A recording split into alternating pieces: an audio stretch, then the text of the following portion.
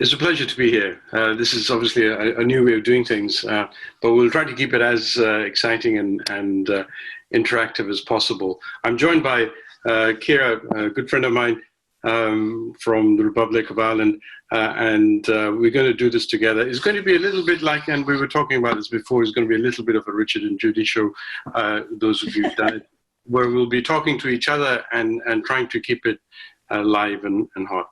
The remote consultation thing actually came around some time ago when Patricia Osborne and I were talking about this, and I had suggested that it'd be quite nice to actually do a little session on it this year. Then very nicely, the Brittle Bone Society decided to do a survey of its members. So what we're going to focus on really is the results of the survey, and we'll try to go through this as we go on. So if I could have the next slide, please. So a number of you have taken part in this already and will know what's been happening. And those who haven't, there's a link at the end of the talk, and if you wanted to contribute to the survey, that'd be really good. So this is hot off the press. You can see that it was done in late August this year, and at the moment, we've got 76 responses, and you can see over there the kind of response we have for the different countries. Kira, what do you think? This would be pretty, I guess, representative of the different countries within Britain and Republic? Well, it's nice, I think, to see everybody involved in it. I think we've got to share around the place. I think the rest of us need to work a little harder to make sure that the English component isn't always the biggest one, but definitely I think we're going to hear across the way. And also to encourage everybody on chat that if they want to make a commentary, I'm going to be watching the chat as we go and hopefully supporting everything that Faisal is saying through this. So we'll keep going.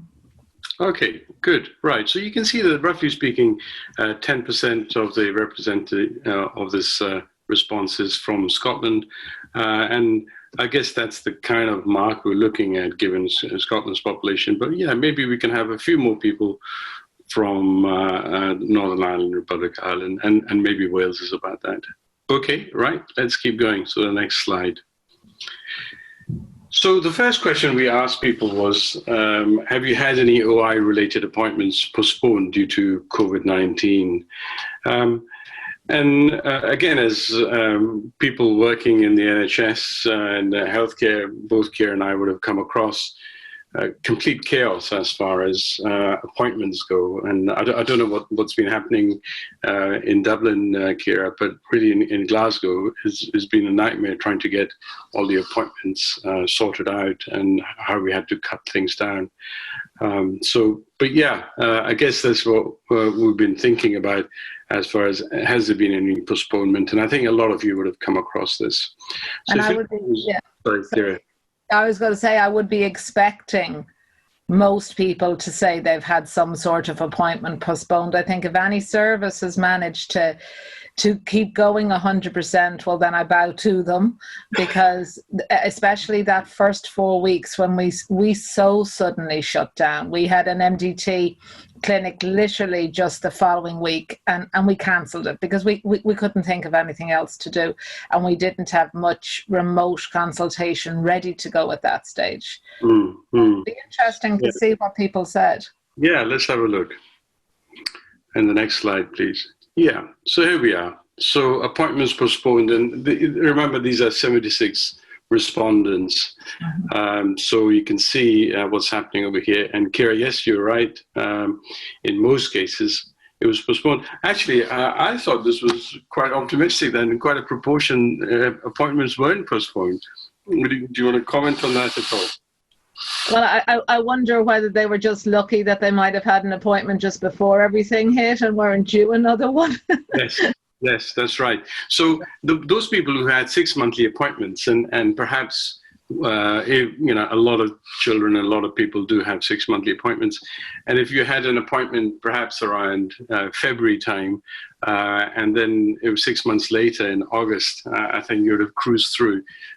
So I guess those kinds of things probably had a thing here. But maybe some centers were a lot more organized and managed to keep their appointments going. So yeah, next slide, please. So right, so this was the question which I was really, really interested to see whether how many people were receiving remote consultations during lockdown. In Glasgow, we quickly sort of changed from face-to-face to remote consultations, but it took a little bit of time just to organize. So the concept came in very quickly, but it took a little bit of time to just organize ourselves. Kira, what was happening in Dublin? Yeah. So I think in terms of telephone, because we were just talking about this in advance, we haven't done any video consultations. It's taken a lot longer to agree on how to do it. And we just don't have the tech in our hospital for everybody to do video consults. So we've been sticking to remote consultations by telephone. Right. And they're on the go now, probably about 4 weeks in onwards. So April was quiet, but that's because all our services were diverted to deal with the surge. And since then, we've been quite proficient at doing it. And when I talk about remote consultations, I mean all kinds of remote consultations in the sense that we're talking telephone, video, or whatever. So those would all be included in remote consultation. And that's how our healthcare service is looking at that. So let's see what the results of this were. So here you are. So effectively, we're talking half of the respondents, which is about 39, roughly speaking, had a remote consultation of some kind, and the others didn't.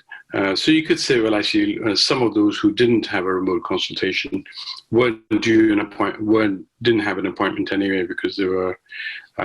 But you can see that there are a proportion of people over here who were possibly due an appointment and did not have a remote consultation either. But half of them did. Okay. So. Yeah, I mean, I guess that's what we're looking at, and it would be really interesting to see how this changes over time. Right, okay, so let's go into the remote consultations themselves. So if you just go to the next slide for a moment. Oh yes, sorry. This is interesting, Kira, that 36 out of 39, so over 90% who had a remote consultation had never had a remote consultation before. Well, I can understand that because it was new for me too. So it was very new for a lot of people. A lot of people with osteogenesis imperfecta, and we're not talking just them. We're talking about the whole healthcare service. So you can see that over the last few months, we've actually been going through a learning exercise, all of us in combination. So if there've been problems and things, I think you would have expected that. So let's go back. Let's go forward, sorry. Yeah, so the next question was this consultation via telephone or video? So there is this kind of thing going on, Kira, isn't it? That is telephone better than video? What's the point of telephone? What's the point of video? How easy is it? And do you have what are your thoughts on telephone versus video before we go into the results? Yeah, so I mean, like I said, we haven't had access to video yet. Do I get frustrated sometimes and feel I would like a video? I have to say, for children, I think it would be harder to do video because a lot of the examination wouldn't be appropriate to video. So I would be much more confident of having a telephone screening conversation and then follow with a face-to-face consultation as required. Mm-hmm. So that's what I've done, which is telephone or the option of face-to-face. In my clinic list, I have a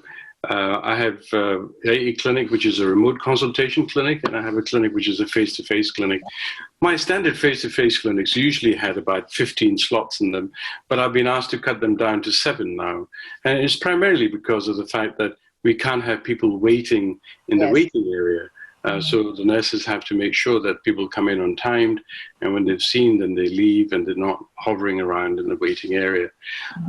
So the number of patients who can't come to my face-to-face have now all been moved to my remote clinic, and where I have an option of either doing telephones, or in Scotland we have something called Attend Anywhere. I don't know if Yes, we've just brought that in, yeah. Right. And that's supposed to be a secure video system for, and I think it's moving into England as well. It's originally, I think, an Australian platform. And it seems to work pretty well. And maybe some people have experience of that.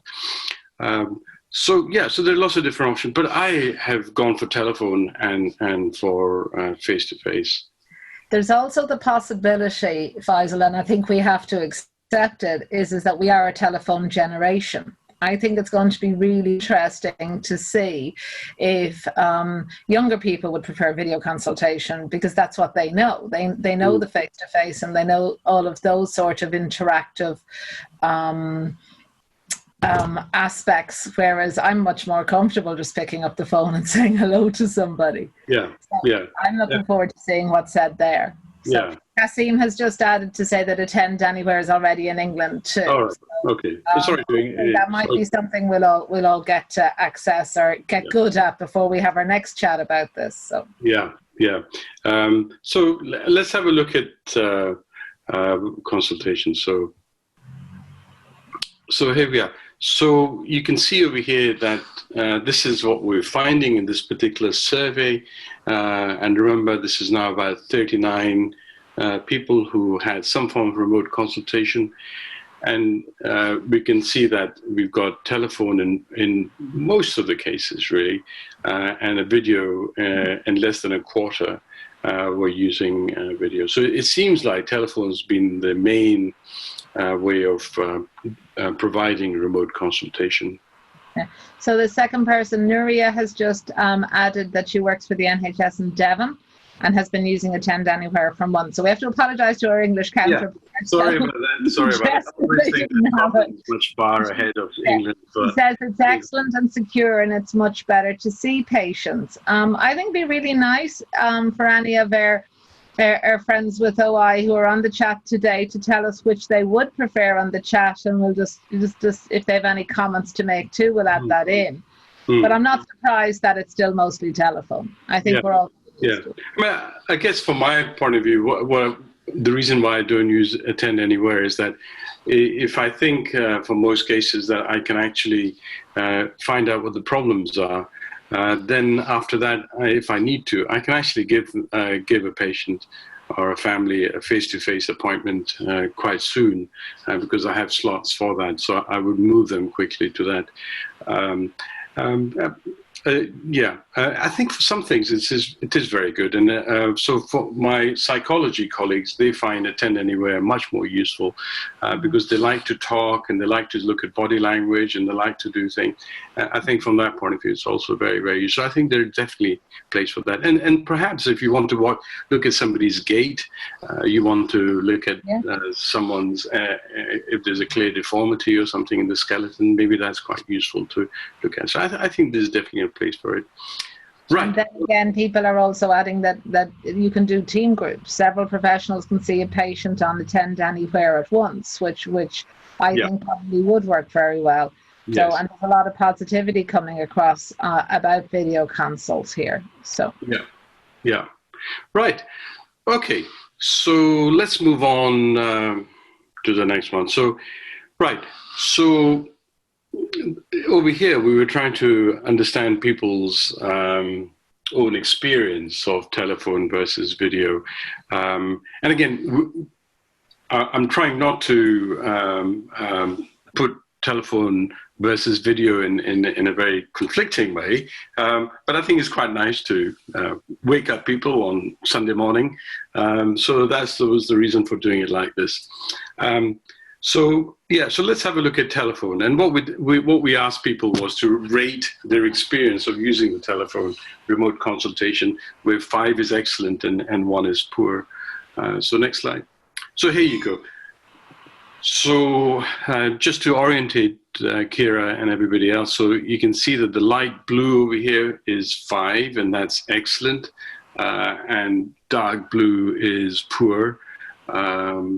And then you can go around that pie and you can see what's happening. Anti-clockwise. If you're on green, then you're kind of sitting on the fence. But that gives you an idea. Kira, is that what you were expecting? I think it's positive. I mean, I think people are. I think there are two people on the phone, so how you communicate with each other will also contribute to that. But I would be pleased. I think people got benefit out of it, which is what you'd like. Yeah. So as I said, most of the people had telephones, so it's difficult to compare these things. But if you look at the video results as well now. So this is what we saw. And again, it's a very small number, 7 people. But you could see that you've got, roughly speaking, a quarter of the group said that it was excellent, and then quite a large people thought it was 4, and so on. But nobody thought it was 1. And again, going back to the group on the chat, people are sharing their experiences about videos. They felt it was good to have the ability to see everyone. They felt the video was more like a normal consultation, and they had good MDT input. And that they would like to continue to have that option.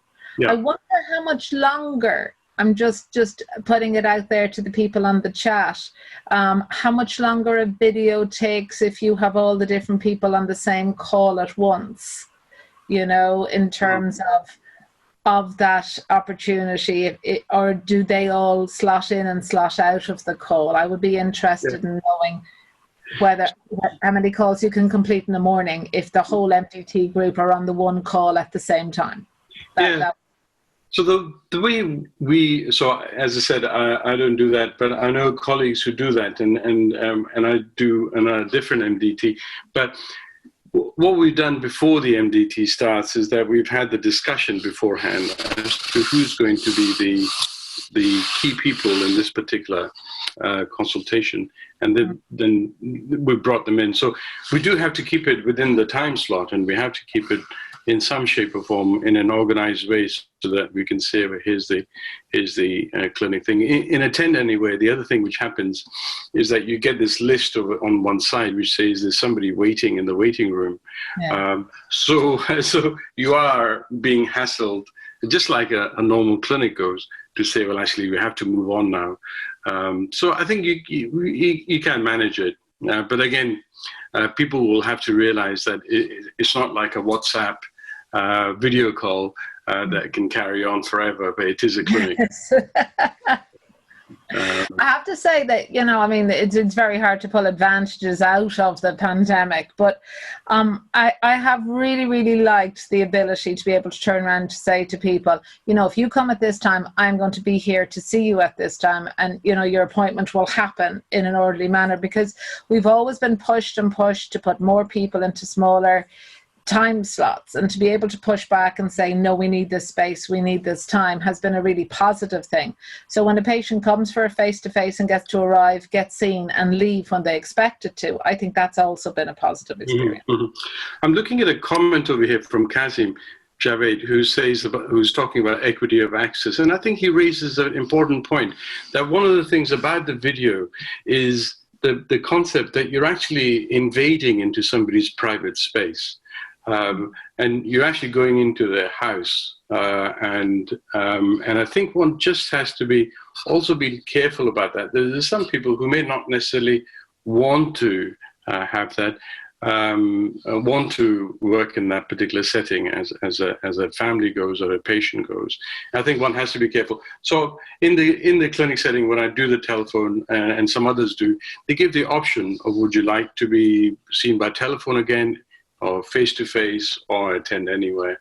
So I think there are lots of different things which will be happening over time to maintain this. And the second point on equity of access is that, the person who can afford less may not have access to video, may not have an ability to join in via video consultation. Or, may not have broadband, may have, not have phone credit. So I know that Attend Anywhere, the idea is that we fund them, but even so, that doesn't mean they have the tech to take the call. So really important we don't exclude people in that way. Right, there are lots of good comments coming through. Let's keep moving, and we can take perhaps some of these comments as we come through. So there is another part of this survey, but we're just stopping on the remote consultation side of things, and there was another question, and obviously the proof of the pudding is whether somebody would want to do this again. So the question was future preference for remote consultation. Going forward, is this something you would like to see more of? And please rate on a 1 to 5 scale, where 5 is definitely and 1 is never. So yeah, and we're also saying that most of the people over here have had telephone consultation. So can we have a look at the answers? What do you think of this, Kira? Oh yeah, no, I think people who had a positive experience probably would like to do it again. I think that's what it's saying. I think the people who had a negative experience, I think we should try and work with them to see what it is. I definitely see remote consultation becoming part of my practice now that the pandemic has ironed out the obstructions to doing it. We would have loved to have tried it before, but there were so many data protection issues, so much paperwork to be completed that all got overcome in 4 weeks when COVID happened, that I'd very much like to hold on to it. Again, more comments in the chat, which I think are interesting. People who don't have to miss a day off work to come to the hospital are still able to have a consultation. I think that's very positive. Yep. Also, the converse to invading the private space. It's difficult if people share a house or they can't find a private room for consultation. But from a therapy perspective, seeing children in their own environment gives a better picture of their abilities. Yeah. So you can see that they're, like everything else, I think it's going to add to the patient experience, to the clinic experience, but not maybe replace it. Yeah. I mean, my colleagues in developmental pediatrics have really been very positive about video consultations because they can actually see the development, a child walking or transferring objects or whatever remotely without having to bring young parents into clinic. And I think those kinds of things are very interesting. So I think it will. There's definitely a place, and yes, I agree. I think we've moved on, and these won't go away. One of the questions which has arisen, and I don't know how many medical people are in the chat, but I was talking to some colleagues in Sweden yesterday, and they were telling me that the clinics and the managers are not allowing them to do remote consultation because they can't get reimbursed compared to what I call proper face-to-face clinics. For us, a telephone consultation or a video consultation or a face-to-face are all the same. Has anybody else encountered this?